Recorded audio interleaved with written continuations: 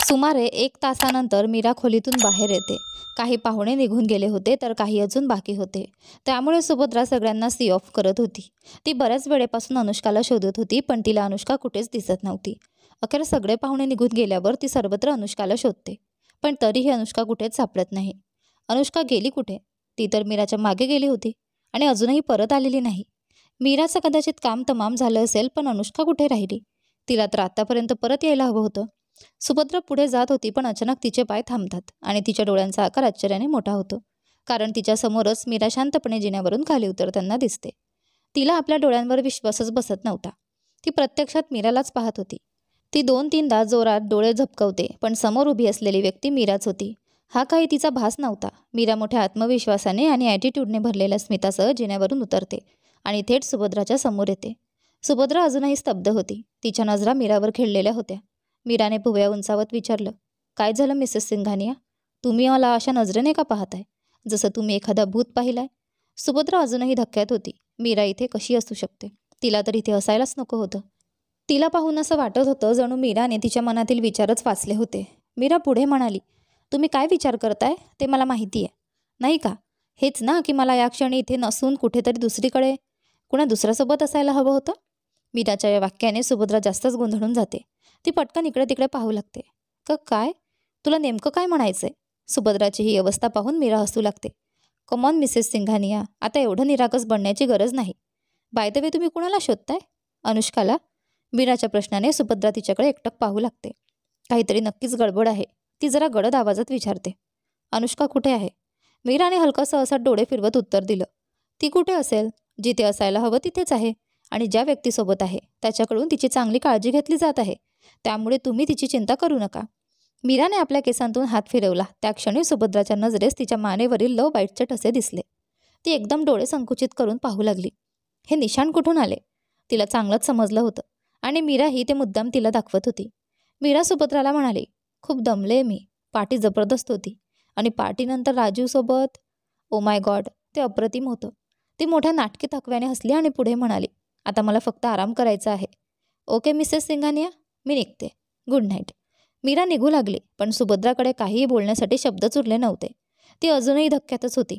तेवढ्यात मीरा पुन्हा थांबली आणि मागे वळून सुभद्राकडे पाहत म्हणाली, कधी कधी आपण दुसऱ्यासाठी खड्डा खणतो आणि नंतर स्वतःच त्यात पडतो. आज तुमचं आणि अनुष्काचंही तसंच झालं आहे. सुभद्रा निशब्द होती. मीराने मग थोड्या कळक आणि थंड स्वरात तिला विचारलं, माझं अपहरण करण्यासाठी तुम्हीच गुंडांना पाठवलं होतं ना? पण ते एवढे लालची निघाले की मी त्यांना तिप्पट पैसे देऊन माझ्या बाजूला वळवलं. आणि जे मला उचलायला आले होते त्यांनी तुमच्या त्या बनावटी सुनेलाच उचलून नेलं. अनुष्का आता किडनॅप झाली आहे. मीरा पुढे म्हणाली, मिसेस सिंघानिया, तुमच्या डावाने तुम्हालाच फसवलं. ज्याचं अपहरण व्हायचं होतं त्याऐवजी तुमचेच माणसं चुकीच्या व्यक्तीला उचलून घेऊन गेली. आता वाट पहा त्या किडनॅपर्सच्या कॉलची आणि त्यांच्या डिमांडची. Good night. हे बोलून मीरा आत्मविश्वासाने निघून गेली आणि सुभद्राचे हातपाय सुन्न झाले. तिच्या डोळ्यांचा आकार भीतीने मोठा झाला आणि अंगावर काटा आला. What the hell?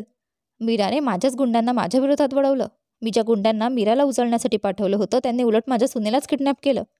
अनुष्का त्या गुंड्यांच्या तावडीत आहे. शिट. आता मी काय करू? कोणालाच सांगू शकत नाही, राजीवलाही नाही. सुभद्राचा गोंधळ अजून वाढला. देव करो अनुष्का ठिकाणावर असेल आणि लवकरच त्या गुंड्यांचा फोन येईल. त्यांना मी सोडणार नाही. म्हणूनच त्यांच्या फोनवर कॉल लागत नव्हता. फोन बंद का येत होते? कारण ते हेच सगळं करत होते. जर मीच त्यांना हायर केलं नसतं तर मी त्यांना धडा शिकवला असता. मीरा तिच्या गाडीपर्यंत पोहोचली, पण तिच्या मनात मागची घटना फिरू लागली. तिने जसेच बाथरूममधून बाहेर पडायचा प्रयत्न केला तितक्यात काही गुंड आत घुसले. ती किंचाळणार होती, पण एका गुंड्याने तिच्या तोंडावर झटपल रुमाल दाबला. एक गुंड गुरकावला, गोंधळ करायचा प्रयत्न सुद्धा करू नकोस, नाहीतर इथेच गळा चिरू. शांतपणे आमच्यासोबत चल, आम्ही तुला किडनॅप करायला आलो आहोत. मीराने त्यांच्याकडे पाहूनच ओळखले हे कोणाच्या सांगण्यावरून आले असतील. ती थोडी शांत झाली आणि गुंड्यांना इशारा केला की तिच्या तोंडावरचा रुमाल काढा. गुंडे थोडे गोंधळले, पण तिच्यावर बंदूक रोखून ठेवत होते. त्यांनी तोंडावरचा रुमाल काढला आणि त्याच वेळी तिथे अनुष्का आली. अनुष्का थोडं हसत म्हणाली, छानच झालं तुम्ही हिला उचललं. खूपच बरं. चला आता तिला घेऊन निघा. प्लॅन जसाच्या तसा अंमलात आणा. मीरा त्या गुंडांना पाहून शांतपणे म्हणाली, तुमच्यासाठी माझ्याकडे एक ऑफर आहे. गुंड आणि अनुष्का तिच्याकडे आश्चर्याने पाहू लागले. मीरा पुढे म्हणाली, जितके पैसे तुम्हाला दिले गेले आहेत त्याच्या तिप्पट पैसे मी देईन. फक्त तुम्ही माझ्या बाजूला या. अनुष्का हसत हात छातीवर ठेवून म्हणाली, मीरा, अगदी मूर्खपणाची युक्ती लढवतेस. हे काही शक्य नाही. तू त्यांना 10 पट पैसे दिलेस तरी ते आमच्यासोबतच राहतील, कारण हे आम्ही विकत घेतले आहेत. हे आमच्यासाठी लॉयल आहेत. मीरा हलकसं हसली आणि म्हणाली, हे लोक पैशांसाठी काहीही करू शकतात. यांची लॉयल्टी कोणत्याही माणसासाठी नाही, फक्त पैशांसाठी आहे. मीराने गुंडांकडे पाहिले. ते जरा गोंधळलेले दिसत होते. मीरा त्यांच्याशी पुन्हा बोलू लागली, माझ्या ऑफरचा विचार करा. जर तुम्ही माझ्या बाजूला आलात तर तुमचा दुप्पट फायदा आहे. तिप्पट पैसे तुम्हाला मिळतील. आणि जर याऐवजी तुम्ही हिला उचलून नेलत तर राजीव सिंघानियाकडून तुम्हाला मोठी फिरवतीही मिळेल. दोन्ही बाजूने तुम्हाला फायदाच फायदा आहे. शिवाय यांना तुम्ही फसवलं तरी हे तुमचं नाव कधीच सांगू शकणार नाहीत, कारण याच लोकांनी तुम्हाला हायर केलं होतं. स्वतःला वाचवण्यासाठी हे कधी तुमच्यावर बोटं ठेवणार नाहीत. म्हणून माझी ऑफर स्वीकारा. त्यात फक्त तुमचंच भलं आहे. गुंडे एकमेकांकडे पाहू लागले. ते आता विचार करत होते. अनुष्का डोळे फिरवत म्हणाली, ओ प्लीज मीरा, प्रत्येक गोष्ट पैशांसाठी होत नाही. हे लोक कधीही. अनुष्का बोलतच होती, पण त्याचवेळी एका गुंड्याने आपल्या खिशातून क्लोरोफॉर्म लावलेला रुमाल काढला आणि तिच्या नाकावर तापला. अनुष्काच्या डोळ्यात भीती दाटली आणि काही क्षणातच ती बेशुद्ध होऊन कोसळली. हे पाहून मीराच्या चेहऱ्यावर एक विजयी शैतानी स्मित उमटले. Good, very good. आता तिला घेऊन जा. त्याच्यानंतर मीरा तिथून निघून जाते आणि ते सर्व गुंडे अनुष्काला उचलून घेऊन जातात. त्यांचा स्वतःच तयार केलेला प्लॅन त्यांच्यावरच उलटा पडतो. मीरा गाडीत बसलेली असते आणि एक हलकीशी तिरकी स्मित हास्य करत बडबडते, बिचारे माझ्यापासून सुटका मिळवण्यासाठी एवढे वेडे झालेत की न विचारता कोणताही प्लॅन तयार करतात. मीरा गाडी स्टार्ट करते आणि तिथून निघून जाते. अनुष्काला एका अंधाऱ्या तळघरात नेलं जातं. तिथे तिला खुर्चीला घट्ट बांधलं जातं आणि अचानक तिच्या तोंडावर पाण्याचा जोरदार तांब्या फेकला जातो. त्यामुळे ती घाबरत आणि हाफत जागी होते. अनुष्का डोळे उघडून नीट भानावर येते आणि बघते की तिला खुर्चीला बांधून ठेवलं आहे आणि समोर ते गुंडे उभे आहेत. अनुष्का संतापाने तडफडत म्हणते, हे काय चाललंय? सोडा मला. मी सांगते सोडा मला. तुम्हाला त्या मुलीला किडनॅप करण्यासाठी पैसे दिले गेले होते, मला नाही. तेव्हा एक गुंडा हसत म्हणतो, आम्हाला काय करायचंय? जिकडे फायदा असेल तिकडेच जाऊ. त्या मुलाच्या बोलण्यात पॉईंट होता. तिची बाजू घेतल्याने आम्हाला जास्त फायदा होतोय. मग का नाही घ्यायचं? तुम्ही तर आम्हाला चांगलंच ओळखता. आम्ही पैशांसाठी कोणत्याही थराला जाऊ शकतो. तिने अगदी बरोबर सांगितलं होतं. आमची निष्ठा फक्त पैशांसाठी आहे. आमच्यासाठी पैसा हाच आमचा देव आहे. अनुष्का अजूनही तडफडत म्हणते, मला सोडा. तुम्ही खूप मोठी चूक करताय. याची मोठी किंमत मोजावी लागेल तुम्हाला. ते गुंडे तिचं बोलणं दुर्लक्ष करून बाहेर जायला लागतात. एक गुंडा वळून म्हणतो, किंमत तर आम्ही उद्या सकाळी मागणार आहोत तुझ्या नवऱ्याकडून. त्याने पैसे दिले तर तुला सुखरूप सोडू, नाहीतर. इतकंच बोलून तो तिथून निघून जातो. त्याच्या पुढच्या वाक्याचा अर्थ समजून अनुष्काच्या डोळ्यात भीती दाटून येते. ती समजते की ती एका मोठ्या संकटात अडकली आहे. आता ती इथून बाहेर कशी पडणार? दरम्यान सुभद्रा आपल्या खोलीत तणावात इकडून तिकडे फिरत असते. आता मी काय करू? त्यांनी अनुष्काला उचलून नेलाय आणि मी ही गोष्ट राजूला सांगूही शकत नाही. कसा संपर्क करू त्या लोकांशी? त्यांचे फोन बंद का आहेत? ह्या मीराला ना जिवंत जाळीन मी तिला. देव जाणे अनुष्का कुठल्या अवस्थेत असेल. सुभद्रा अस्वस्थतेने खोलीत येरझार घालत असते. तेव्हा अचानक दरवाजावर ठकठक होते. सुभद्रा दार उघडते तर समोर राजू उभा असतो. सुभद्राच्या चेहऱ्यावर एकदम भीतीची सावली उमटते. राजू विचारतो, आई अनुष्का कुठे आहे? पार्टी संपल्यानंतर ती कुठेच दिसली नाही. मी तिला संपूर्ण घरभर शोधलं पण ती कुठेच नाही. तुम्हाला माहीत आहे का ती कुठे गेली आहे? सुभद्रा घाबरत पण स्वतःला शांत ठेवत म्हणते, नाही रे, काय बोलतोयस तू? अनुष्का घरी नाहीये. असं कसं होईल? जर ती घरात नाही तर कुठे जाऊ शकते? राजीव थोडासा अस्वस्थ होऊन म्हणतो, माहीत नाही पण ती घरी नाहीच. सुभद्रा विचारते, तू तिचा फोन ट्राय केला का? राजू म्हणतो, हो पण तो बंद येतोय. सुभद्रा मनातच विचार करते, बंद येणारच ना. त्या हरामखोराने तिचा फोन बंद केला असेल किंवा कुठेतरी टाकून दिला असेल. आता फक्त त्यांच्याच फोनच्या कॉलची वाट पाहावी लागेल. सुभद्रा लगेचच स्वतःला सावरून म्हणते, कदाचित कोणाला तरी घरी सोडायला गेली असेल. येईन परत, तू चिंता करू नकोस. राजू विचारात पडतो आणि म्हणतो, जर तसं असतं तर निदान तिने मला तरी सांगितलं असतं. आणि फोन बंद ठेवण्याचं काय कारण होतं? तो एक सुस्कारा टाकतो आणि वैतागून आपल्या खोलीत निघून जातो. सुभद्रा मात्र प्रचंड तणावात असते. पूर्ण रात्रभर तिला झोपही लागत नाही. राजू वारंवार अनुष्काला कॉल करत असतो पण फोन सतत बंदच येतो. तो वैतागून म्हणतो, शा, कुठे गेली आहे ही मुलगी? फोन का बंद आहे तिचा? देव जाणे काय झालंय. मला वाटतं आता पोलिसांकडे जावं लागेल. मला काहीतरी गडबड वाटते. तो लगेचच खाली येतो जिथे सुभद्रा विचारात गढून गेलेली असते. अजूनही किडनॅपर्सचा फोन नाही आला. देव करो अनुष्का ठीक असेल. तेव्हाच राजीव तिथे येऊन ठामपणे म्हणतो, आई अनुष्काचा अजूनही काहीच पत्ता नाही. मला वाटतं आपल्याला पोलिसांकडे जावं लागेल. पोलिसांचं नाव ऐकताच सुभद्रा चकित होते आणि जागीच थांबते. ती पटकन भानावर येत घाईघाईने म्हणते, पोलीस? नाही नाही, पोलिसांना बोलवायची काय गरज आहे? राजू तिच्या विचित्र वागण्याने थोडासा गोंधळतो आणि विचारतो, आई तुम्ही इतकं अस्वस्थ का होताय? बराच वेळ झाला आहे, तिचा फोनही बंद आहे. जर ती कुठे बाहेर गेली असती तर परत आली असती. ती अजून का आली नाही? मला वाटतं ती कोणत्यातरी अडचणीत सापडली आहे आणि आपल्याला पोलिसांची मदत घ्यावी लागेल. राजू पोलिसांना कॉल करायला जातो, पण सुभद्रा अजूनच तणावात येते. जर राजूने पोलिसांना बोलावलं तर अजून मोठी समस्या निर्माण होईल. आधीच किती गोंधळ झालाय आणि हे सगळं त्या मीरामुळे. देव करो ती मेली तरी चालेल. तेव्हाच राजू पुढे जात असतो आणि अचानक त्याचा फोन वाजतो. तो स्क्रीनकडे पाहतो. एक अनोळखी नंबर. तो पटकन कॉल उचलतो. हॅलो. आणि समोरून एकदम घाबरलेला आवाज येतो. राजीव, राजीव, मला वाचव, मदत कर. तो आवाज अनुष्काचा होता. अनुष्काचा आवाज अचानक ऐकून राजीव एकदम दचकतो. अनुष्का? अनुष्काचं नाव ऐकताच सुभद्रा ही घाईघाईने राजीवकडे धावत आली. काय झालं? अनुष्काचा फोन आहे का? अनुष्का सतत मोठ्याने ओरडत होती. राजीव, माझी मदत कर. कृपया मला या लोकांच्या तावडीतून वाचव. राजीव गोंधळून म्हणाला. या लोकांकडून? कोण आहेत ते? तू कुठे आहेस? कोणाच्या ताब्यात आहेस अनुष्का? तेव्हाच अचानक फोन अनुष्काकडून हिसकावला जातो आणि दुसऱ्या बाजूने एक किडनॅपर बोलतो. मिस्टर राजीव सिंघानिया, आम्ही तुमच्या बायकोला किडनॅप केलंय. हे ऐकताच राजीव एकदम हादरतो. काय? किडनॅप? पण कशासाठी आणि का? किडनॅपर म्हणतो, जास्त प्रश्न विचारू नकोस. तुला तुझी बायको जिवंत हवी आहे का नाही? राजीव ताबडतोब म्हणतो. अर्थातच हवी आहे आणि जिवंत हवी आहे. पण तू आहेस कोण आणि अनुष्काला का पळवून नेलंय? किडनॅपर बंदुकीच्या मागच्या बाजूने आपलं डोकं खाजवत म्हणतो. मी आधीच सांगितलं ना, जास्त प्रश्न विचारू नकोस. जितकं सांगतोय तितकंच कर. जर तुला तुझी बायको सुखरूप पाहायची असेल तर 5 कोटी रुपये घेऊन तुझ्या घरापासून 2 किलोमीटर दूर असलेल्या जंगलाच्या पहिल्या चौकात ये. लवकर कर. आमच्याकडे जास्त वेळ नाही. मी तुला फक्त 2 तासांचा वेळ देतोय आणि चुकून सुद्धा पोलिसांना आत ओढायचा प्रयत्न केला तर त्याचा परिणाम तुला चांगलाच ठाऊक आहे. आता पुढचं तुला ठरवायचंय. राजू काहीही बोलू शकतो. त्याआधीच किडनॅपरने फोन कट केला. सुभद्रा काळजीत राजूला विचारते. काय झालं? अनुष्का कुठे आहे? कशी आहे ती? कोणत्या लोकांनी तिला किडनॅप केलं? ती ठीक आहे ना? राजू म्हणाला. त्या लोकांनी 5 कोटींची मागणी केली आहे आणि मला 2 तासात पैसे घेऊन जायचं आहे. नाहीतर ते लोक अनुष्कासोबत काय करतील याची काही शाश्वती नाही. हे ऐकताच सुभद्रा तणावात आली. मी आशा करते की ते लोक अनुष्काला सुखरूप परत सोडून देतील, ती म्हणाली. राजू गोंधळून म्हणाला. पण मला समजत नाही त्यांनी अनुष्काला का किडनॅप केलंय? सुभद्रा मनातच विचार करत म्हणाली. हे सगळं तुझ्या त्या मीराने केलंय. आणि रागाने दात ओठात चावू लागली. राजूला काहीच सुचत नव्हतं. शेवटी त्याने 5 कोटीची व्यवस्था केली आणि पैसे गाडीत भरून दिलेल्या लोकेशनकडे निघाला. तो गाडीत बसणार इतक्यात सुभद्रा म्हणाली. राजू, मला नाही वाटत की तुला एकट्याने जायला हवं. मी तुझ्यासोबत येऊ का? किंवा कोणाला तरी बरोबर घेऊन जा. राजू म्हणाला. त्याची गरज नाही मॉम, मी हाताळू शकतो. तुम्ही इथेच थांबा. मी अनुष्काला घेऊन लगेच येतो. तो गाडीत बसला आणि निघून गेला.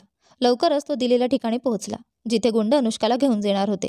त्याने गाडीतून उतरताच सगळीकडे पाहिलं पण कोणीच दिसलं नाही. इतक्यात त्याच्या फोनवर पुन्हा त्या किडनॅपरचा कॉल आला. राजू म्हणाला. मी पोहोचलो आहे. तुम्ही कुठे आहात? किडनॅपर म्हणाला. आता एक काम कर. पैशांनी भरलेला बॅग तिथे ठेव आणि गाडी घेऊन निघून जा. 5 मिनिटांनी परत ये. राजू वैतागून म्हणाला. काय? तुम्ही वेडे झाला आहात का? पैसे इथे सोडून मी परत जाऊ? अनुष्काला न घेता मी इथून जाणार नाही. पैसे हवे असतील तर आधी अनुष्काला मला सुपूर्द करा. किडनॅपर तासिक सराफ म्हणाला. तुला आमच्यावर विश्वास नाही का? ठीक आहे, पण एवढं तरी समजून घे. आम्हाला तुझ्या या हौशी नवाबजादीचं काय करायचं आहे? जेव्हापासून आम्हाला मिळाली आहे तेव्हापासून फक्त रडते आहे. डोकं उठवलंय तिने. खरं सांगू, तिला परत सोडायची घाई आम्हालाच जास्त आहे.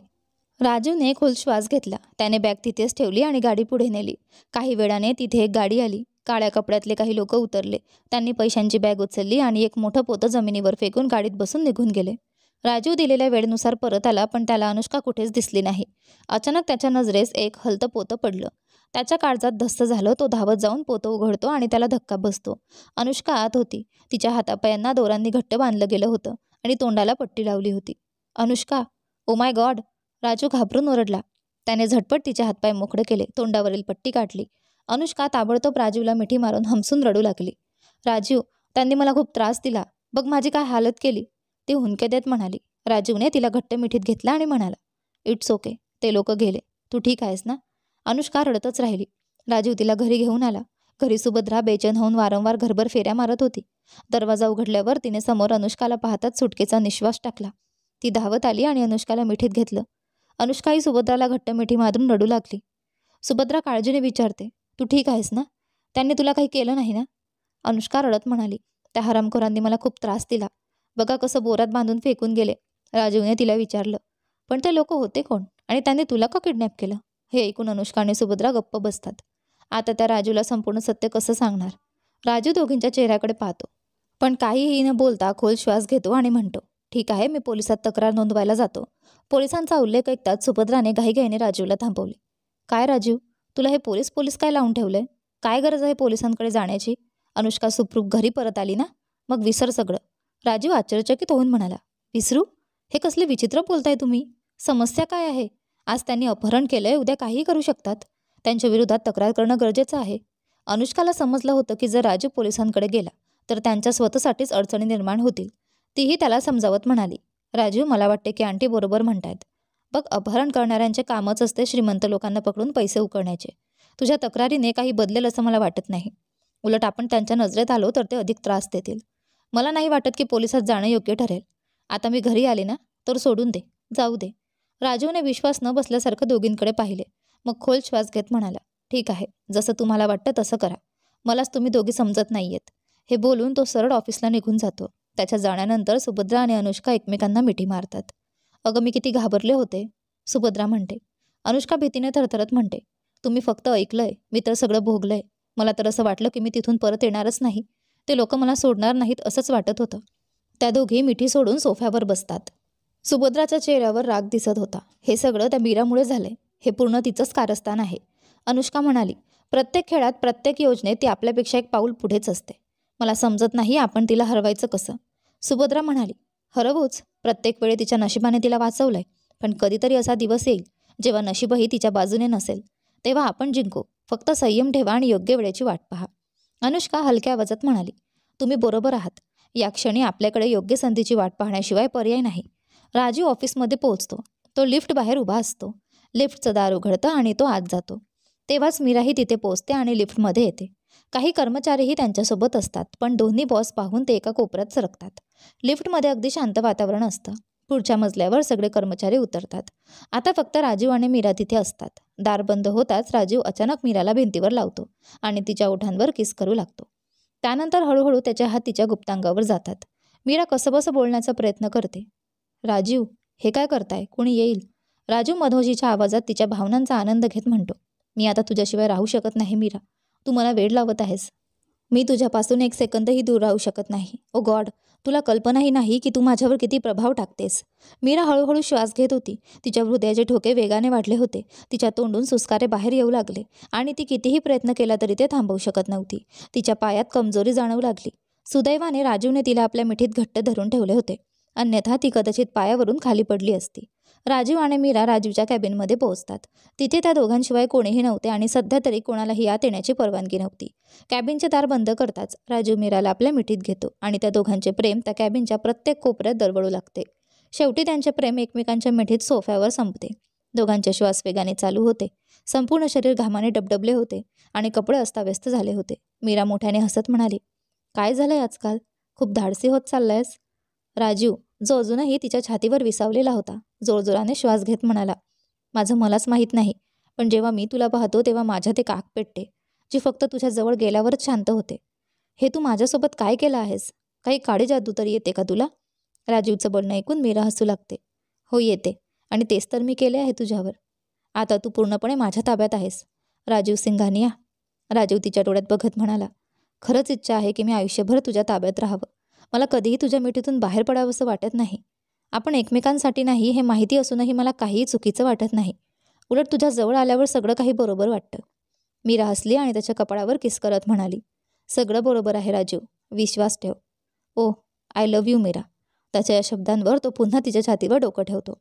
मीरा त्याच्या केसांमध्ये बोटे फिरवत विचार करत राहते. हो, सगळं बरोबर आहे राजीव, पण कधी तुला हे सगळं आठवेल? आठवेल का खरंच? मला तुझ्यावर प्रेम आहे, पण कधी मी खुशीला तुझ्याशी भेटवू शकेन? तिच्या डॅडीला भेटून ती किती आनंदी होईल, आणि तूही. बस लवकरच तो दिवस यावा. पण त्यासाठी हे सगळं आपल्या दररोजच्या आयुष्यात सुरू राहणं गरजेचं आहे, जे मी नक्कीच करणार आहे. 1 महिना निघून जातो. आता रोजच राजीव आणि मीरा यांच्यात हे सगळं घडू लागत होतं. दरम्यान राजीव आणि अनुष्कामध्ये मोठे भांडण होऊ लागले होते. अनुष्का अनेकदा राजीवचा फोन चेक करण्याचा प्रयत्न करायची आणि ते पाहून राजीव तिच्यावर भडकायचा. कित्येक वेळा तो घरी सोडून निघून जायचा आणि न जाणो किती रात्री त्याने मीराच्या मिठीत तिच्या बिछाण्यावर घालवल्या होत्या. मीराच्या मिठीत यायला लागलं की त्याला सगळं जग विसरायला लागायचं. सगळ्या चिंता, सगळा तणाव. तिथेच त्याला खरी शांत झोप लागायची. एक सकाळ मीरा शांतपणे आपल्या बिछाण्यावर झोपली होती. तिची झोप अचानक उघडली आणि तिला काहीतरी वेगळं जाणवू लागलं. ती पटकन उठून बसली आणि छातीवर हात फिरवत स्वतःशी पुटपुटली. हे काय होतंय मला? ही अशी अस्वस्थता का जाणवते? झोपेतसुद्धा डोकं जड होतंय आणि उलट्या होण्यासारखं वाटतंय. ओ गॉड. अचानक तिला काहीतरी आठवलं. 1 मिनिट. ती ताबडतोब उठली, कपाट उघडलं आणि एक पॅकेट घेऊन धावत बाथरूममध्ये गेली. काही मिनिटांनी ती बाहेर आली. तिच्या चेहऱ्यावर धक्कादायक भाव होते आणि मग त्या धक्क्याचं रूपांतर आनंदात झालं. तिच्या हातात एक प्रेग्नन्सी किट होती ज्यावर 2 गुलाबी रेषा स्पष्ट दिसत होत्या. मीरा गर्भवती होती. हे तिच्यासाठी फार मोठी बातमी होती. Oh my God, oh my God. शेवटी मी प्रेग्नंट झाले. येस. आता माझी खुशी वाचेल. ती वाचेल. ओ माय गॉड, मी किती आनंदी आहे. लवकरच अभिषेकला ही बातमी सांगते. मीरा खूप आनंदी होती. शेवटी तिचे इतक्या दिवसांचे प्रयत्न फळाला आले होते. आता ती लवकरच खुशीला वाचवू शकणार होती. ती आपला फोन शोधते आणि तो टेबलावर ठेवलेला दिसतो. ती धावत फोनकडे जाते आणि बघते. अभिषेकचे खूप सारे मिस कॉल्स आले होते. हे पाहून ती आश्चर्यचकित झाली. फोन सायलेंटवर होता, त्यामुळे तिला काहीच ऐकू आलं नाही. अभिषेकचे इतके सारे मिस कॉल. मीराने ताबडतोब अभिषेकला कॉल बॅक केला. हॅलो अभिषेक, काय झालं? तुम्हाला इतके मिस कॉल का केले? अभिषेक तिला थोडा घाबरलेल्या आवाजात म्हणाला. मीरा, तू माझा फोन का उचलत नव्हतीस? कुठे आहेस तू? मीराने स्वतःच्या कपड्यावर हलकासा हात मारत उत्तर दिलं. सॉरी, माझा फोन सायलेंटवर होता म्हणून मी पाहू शकले नाही. बरं ऐक, मला तुला एक खूप महत्त्वाची बातमी द्यायची आहे.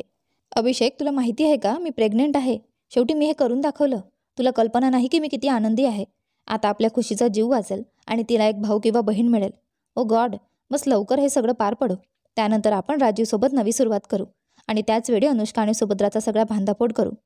इतक्यात अभिषेकच्या तोंडून एक बातमी ऐकून मीराच्या डोळ्यांखालची जमीन सरकते. तिच्या हृदयाचा ठोका चुकतो. मीरा, खुशी गायब झाली आहे. अभिषेकच्या तोंडून हे ऐकताच मीरा अक्षरशः जागीच गोठते. तिच्या शरीरातून रक्ताचा थेंबही हलत नसावा इतकी ती स्तब्ध होते. अभिषेक अजून बोलत राहतो. ती इस्पितळात नाहीये मीरा. आज जेव्हा मी तिला पाहायला आलो तेव्हा ती तिथे नव्हती. कोणीतरी तिला घेऊन गेला आहे. मला काहीच समजत नाही ती कुठे आहे. कोण तिला घेऊन गेलं? पण ती हॉस्पिटलमधून गायब झाली आहे. मी आत्ताच रस्त्यात आहे, तुझ्या घरी येतोय. तू माझी वाट बघ. मीराच्या हातून फोन खाली पडतो आणि ती गुडघ्यांवर कोसळते. अजूनही तिला आपल्या कानांवर विश्वास बसत नव्हता की तिने काय ऐकलं. तिच्या कानात अजूनही अभिषेकचे शब्द घुमत होते. खुशी गायब झाली आहे, खुशी गायब झाली आहे. ती इस्पितळात नाही आहे. मीराच्या डोळ्यात अश्रू दाटून येतात आणि तिच्या हृदयाची धडधड जणू थांबते. ती कपकपत्या आवाजात म्हणते, खुशी, माझी खुशी, माझी खुशी कुठे गेली? माझी खुशी कुठे गेली? तेवढ्यात अभिषेक तिच्या घरी पोहोचतो. तो भराभर आत येतो आणि मीरा त्याच्या जवळ धावत जाते. तिच्या डोळ्यांतून अश्रू ओघळत होते. तिने अभिषेकच्या कॉलरला धरत विचारलं, अभिषेक, माझं बाळ कुठे आहे? माझी खुशी कुठे आहे? ती कुठे गेली? मीराची अवस्था फारच वाईट झाली होती. अभिषेकने तिला धीर देत सांगितलं, मला माहीत नाही मीरा. आज जेव्हा मी खुशीला पाहायला गेलो तेव्हा ती तिथे नव्हतीच. मीराने रागाने ओढत विचारलं, असं कसं नाही दिसली? असं कसं माझी खुशी इस्पितळातून गायब होऊ शकते? तू कोणाला काही विचारलं नाहीस? डॉक्टर काय म्हणाले? तिथले CCTV फुटेज तपासले का? अभिषेकने तिच्या खांद्यावर हात ठेवत सांगितलं. मीरा, तुला काय वाटतं? मला खुशीची चिंता नाहीये का? मी जिकडे शक्य होतं तिकडे शोधलं. मी जे काही करू शकलो ते केलं. पण मीरा, खुशी कुठेच नाही. ती अशी अचानक गायब झाली की कोणालाही काहीच माहिती नाही. डॉक्टरांनाही काही माहीत नाही. कॅमेऱ्यात काहीच दिसत नाही. आणि गंमत म्हणजे ज्यावेळी खुशी गायब झाली त्यावेळेचीच रेकॉर्डिंग डिलीट करण्यात आली आहे. मीरा, हे सगळे एक विचारपूर्वक आखलेलं कटकारस्थान आहे. कोणीतरी मुद्दाम आपल्या खुशीचं अपहरण केलं आहे. अभिषेकच्या बोलण्याने मीराला चक्कर यायला लागते आणि ती खाली कोसळते. अभिषेक तिला झेलतो. मीरा सांभाळून. मीरा हमसून रडत म्हणते, अभिषेक, मला माझी खुशी हवी आहे. कोणत्याही किमतीवर मला माझं बाळ हवं आहे. तीच माझं आयुष्य आहे. तिच्याशिवाय मी जगू शकत नाही. अभिषेक, मला माझी खुशी परत हवी आहे. ती जमिनीवर बसून जोरजोराने रडू लागते. अभिषेक तिला सांभाळत म्हणतो, मीरा, हिम्मत ठेव. मला माहीत आहे तुला खूप काळजी वाटते. मलाही वाटते, पण रडून काही उपयोग नाही. आपल्याला तिला शोधायचं आहे. आपल्याला हे समजून घ्यायचं आहे की खुशी आता कुठे आहे आणि कोणाच्या ताब्यात आहे. मीरा आणि अभिषेक इस्पितळात पोहोचतात. दोघंही कसून शोध घेतात, पण त्यांना खुशीबद्दल काहीच माहिती मिळत नाही. कुठलाही धागा लागत नाही की ती कुठे गायब झाली आणि तिला कोणी पळवून नेले. मीरा पूर्णपणे खचून जाते. गाडीत बसताना ती थकलेल्या आवाजात म्हणते, आता आपण काय करू अभिषेक? कुठे शोधू खुशीला? अभिषेकही तणावात असतो. त्याला कळत नव्हतं की पुढे काय करायचं. रात्र खूप झालेली असते. मीरा थकलेली असते आणि घरी परतते. अभिषेक तिला घरी सोडत असतो. तेवढ्यात अचानक मीराच्या फोनवर कॉल येतो. मीरा पूर्णपणे व्याकुळ अवस्थेत असते. त्यामुळे फोन उचलायची तिची इच्छाच नसते. पण अभिषेक तिच्या फोनकडे पाहतो आणि त्यावर झळकत असतं, अनुष्काचा कॉल. अनुष्का तुला का कॉल करत आहे? अभिषेक आश्चर्याने विचारतं. मीरा अनुष्काचं नाव ऐकताच तिचा फोन पाहते. खरंच अनुष्का कॉल करत होती? पण का? तिला वाटतं कदाचित राजूबद्दल भांडण करण्यासाठी असेल. पण मीराच्या मनात आता वाद घालायचा विचारही नव्हता. तरीही तिने फोन उचलला. अनुष्का, मला कॉल करू नकोस. तुझ्या फालतू गप्पा ऐकायच्या मूडमध्ये नाहीये मी. मीराच्या बोलण्यावर समोरून अनुष्का हसू लागते. अनुष्काचं असं अचानक हसणं पाहून मीरा गोंधळून जाते. तिने अभिषेककडे पाहिलं आणि अभिषेकने तात्काळ फोन स्पीकरवर टाकला. अनुष्का हसत म्हणाली, काय झालं मीरा? तुझ्या मूडला काय झालं? तू खूपच उदास वाटते. कोणत्या तरी मोठ्या गोष्टीमुळे अस्वस्थ आहेस ना? काहीतरी शोधते आहेस का? अनुष्काच्या या शब्दांनी मीराचे कान टवकारले. तिच्या पोटात काळजीने गोळा आला. अनुष्का पुन्हा हसत म्हणाली, काय झालं? काय विचार करते आहेस? अगं, मला सगळं ठाऊक आहे. मला अगदी चांगलं माहीत आहे की तू इतकी चिंतेत का आहेस. तुझं मन एवढं अस्वस्थ का आहे? तुझ्या मुलीला शोधते आहेस ना? हे ऐकताच मीराच्या जणू पायाखालची जमीन सरकते. तिच्या डोळ्यात धक्का आणि भीती स्पष्ट दिसत होती. अभिषेकही आश्चर्यचकित होतो. मीरा ताडकन विचारते, तुला माझ्या मुलीबद्दल कसं माहिती? अनुष्का आपल्या पलंगावर बसून पूर्ण आत्मविश्वासाने उत्तर देते, तू खूप मेहनत केलीस ना परत येण्यासाठी? राजीवच्या आयुष्यात परत येण्यासाठी, त्याच्या बाळासाठी, पुन्हा गरोदर होण्यासाठी आणि आमच्यावर सूड उगवण्यासाठी. पण काय झालं? काहीच नाही. कारण मी तुझी एक कमकुवत नस पकडली आहे. आता बघ मी तुला कसं खेळवते. अनुष्काच्या या शब्दांनी मीराचं हृदय धडधडायला लागतं. अनुष्का पुढे म्हणाली, होय, तुझ्या कल्पनेप्रमाणेच आहे. तुझी मुलगी खुशी सध्या माझ्या ताब्यात आहे. मीराच्या डोळ्यांतून अश्रू उघडू लागतात. अनुष्का, माझ्या खुशीला मला परत दे, नाहीतर हे तुझ्यासाठी चांगलं होणार नाही. मीराच्या थंड आणि निर्धारपूर्ण आवाजाने अनुष्काने भुवया उंचावल्या. परत देऊ? ठीक आहे, देईन. पण त्याची किंमत चुकवावी लागेल. एवढ्या सहज नाही मिळणार. हे ऐकून मीराच्या चेहऱ्यावर एक गडद छटा उमटते. बोल, काय किंमत आहे तुझी? तेवढ्यात अनुष्काने काहीतरी असं सांगितलं की मीराच्या चेहऱ्यावरचा रंगच उडाला. तर अनुष्काने मीराला काय असं मागितलं असेल ते पाहूया आपल्या या कथेच्या पुढच्या भागात. तोपर्यंत तुम्हाला कथा कशी वाटते कमेंट करून नक्की सांगा. व्हिडिओला जास्तीत जास्त लाईक करा, जास्तीत जास्त शेअर करा आणि चॅनलवर नवीन असाल तर सबस्क्राईब करा. आणि हो, नोटिफिकेशन बेल नक्की दाबा. धन्यवाद.